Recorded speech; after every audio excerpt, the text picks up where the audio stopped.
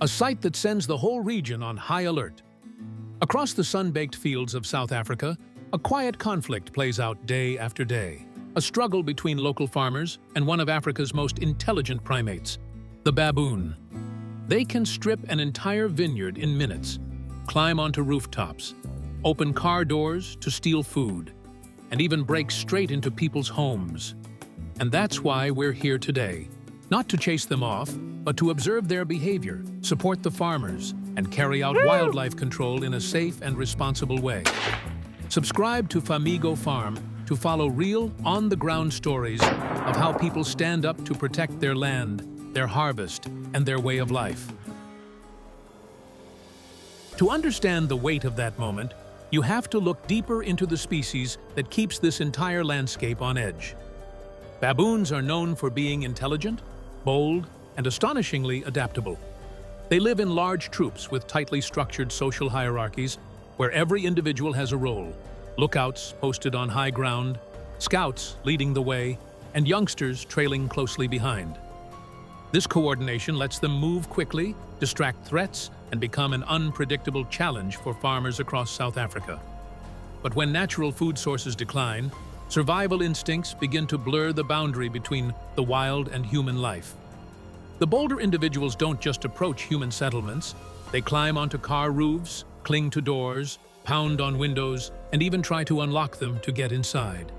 Some rummage through back seats, glove boxes, and bags in search of food. At times, entire troops appear on the road, forcing drivers to stop. And in that split second, every notion of a safe distance disappears. In forest-edge neighborhoods, the situation is even more serious. They climb straight onto rooftops, rip off tiles, open windows, and step into kitchens like uninvited guests. Families with young children live in constant alert because a moment of carelessness means food, fruit, or anything left on the table can vanish in seconds.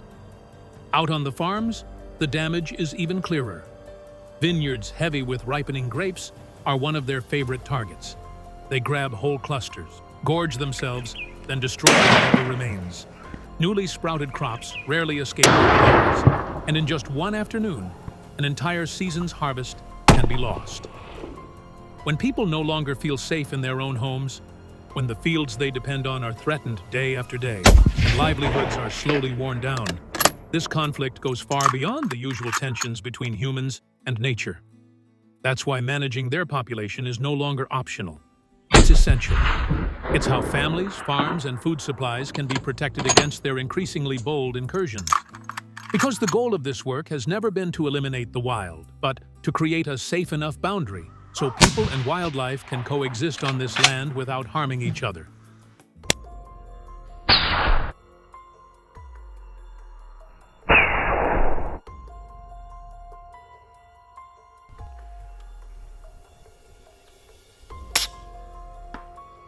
Oh, I got him.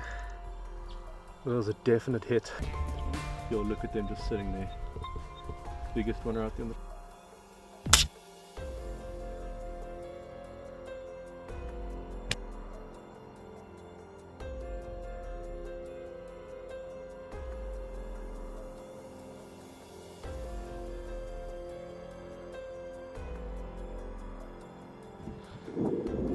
Right now, out there in the field, the truth is clearer than any explanation.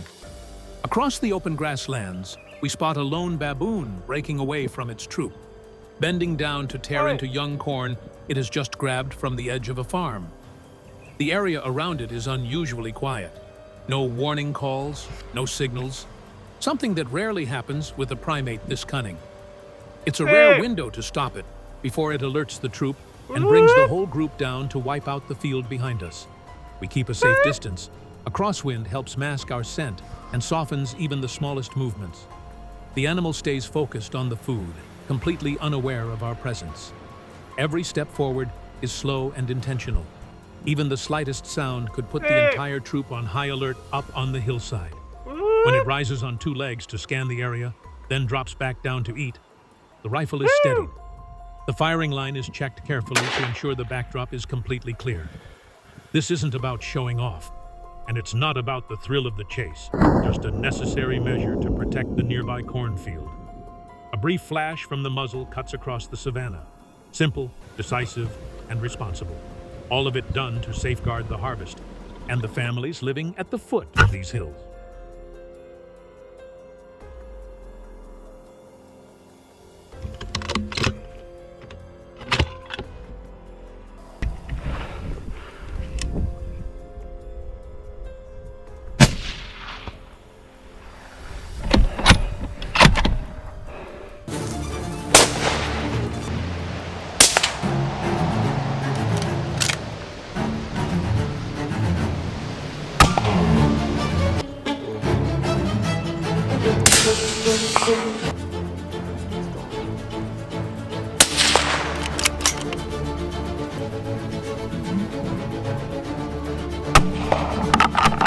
Everything becomes even clearer when you look at their behavior through the rhythm of the seasons. In South Africa, baboon control efforts peak during the long, dry, sweltering months when natural food inside the forests thins out and troops begin expanding their foraging range. From late summer into early autumn, they move down from the hillsides, follow the valleys, and appear closer and closer to residential areas, causing a sharp rise in break-ins and crop raids.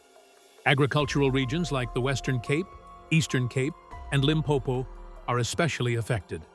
These are areas where vineyards ripen right at the height of the dry season, mixed with orange groves, tangerine orchards, and other fruit-bearing crops, all of which are irresistible food sources for these primates. It's not uncommon for fields that were nearly ready for harvest to be devastated overnight. Because baboons move so efficiently, their patterns don't follow strict seasons. They shift according to food availability. That means control efforts must be carried out in phases, guided by fresh tracks, wind direction, patches of vegetation knocked over, and the calls echoing from the hillside. Each region has its own rhythm. Some peak during grape season, others during the citrus harvest, and some face year-round activity due to scarce natural resources. That's why we constantly monitor the troops' movements, from the raspy morning calls to small signs like scattered fruit along a footpath. This work doesn't allow days off. Even a moment of delay can mean an entire troop descending on a farm and undoing months of effort in just a few hours. This is why every control operation begins with reading the season, studying the terrain, and understanding how their movement changes throughout the year. Because with this species, protecting the harvest starts with knowing where they are, when they leave the forest, and why they show up at that exact moment.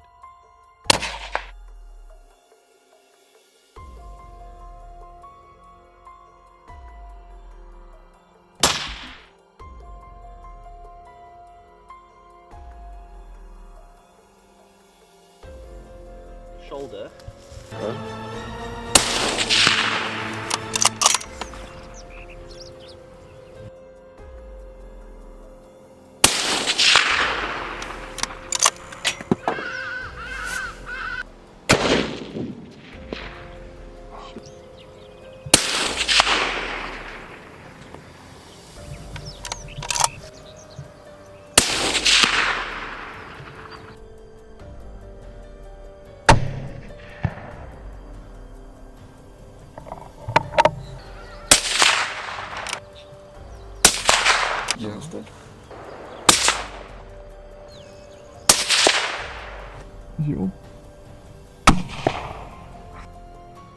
Once you understand that pattern, the approach up the hillside begins. The late afternoon light lays a slanted golden wash across the slope, soft enough to hide movement, but long enough to cast stretched shadows on the ground. It's the perfect time to move in, just as the baboons leave their midday resting spots and start sliding down lower in search of food. At the base of the incline, we double-check every piece of gear, from rifles, binoculars, and radios to each backup ammunition pouch. Nothing can be missing. A single oversight can put the entire approach at risk. The afternoon wind shifts unpredictably across the slope, so our direction has to be judged not only by sound, but by the feel of the air against the skin. We follow the low shrubs, steering clear of the open patches where sunlight can bounce off metal or fabric. Every step has to be light and deliberate, with no loose rocks tumbling down slope. In the distance, a few calls echo from the valley. reminding us that our window to move is closing. The higher we climb, the tougher the terrain becomes. But the view widens. From the rocky outcrops, we can see the narrow paths the troop uses every afternoon, leading from the cliffs down into the lowlands where they forage. Choosing the wrong place to hide would expose the entire plan instantly, so we stop several times to listen, to watch the wind, and to study the tiniest shifts on the ground. Near the top of the slope, the team settles in. Tall grass, big boulders, and natural ridges become perfect cover. From here, the view drops straight into the basin below, where the baboons usually gather before spreading out in different directions. The world slowly sinks into stillness. Breathing slows. Every movement becomes minimal. The afternoon light fades toward dusk, and this is the decisive moment, the last chance to observe their behavior clearly before night closes over the hillside.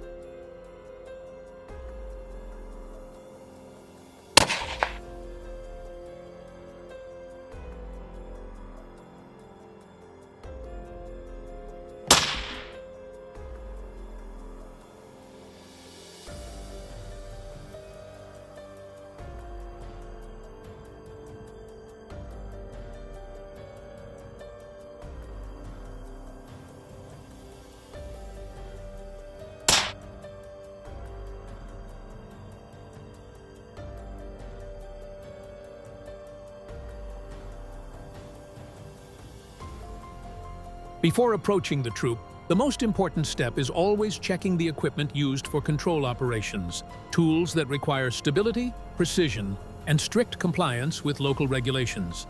The first setup is a rifle built on an MDT carbon platform, paired with a specialized optic that allows clear visibility of even the smallest movements at long distances. Its lightweight, solid construction, and strong durability make it a reliable choice on steep, uneven terrain. Next is the 6-Dasher, fitted with an MDT HNT26 chassis and a Vortex LHT scope. This combination provides low recoil, consistent ballistic performance, and fast target acquisition, an essential advantage when tracking primates that move quickly between rocks and brush. The final system is a 22-250 rifle, also mounted on an MDT HNT26 chassis and equipped with a Vortex Razor LHT optic. This setup is enhanced with an Impact 4000 ballistic calculator, which measures factors like wind, slope, and distance to determine the exact bullet path. Every decision is based on clear data, minimizing error and ensuring safety across the entire area. None of this equipment is about showing force. It exists to carry out wildlife control professionally, responsibly, and in full accordance with local regulations.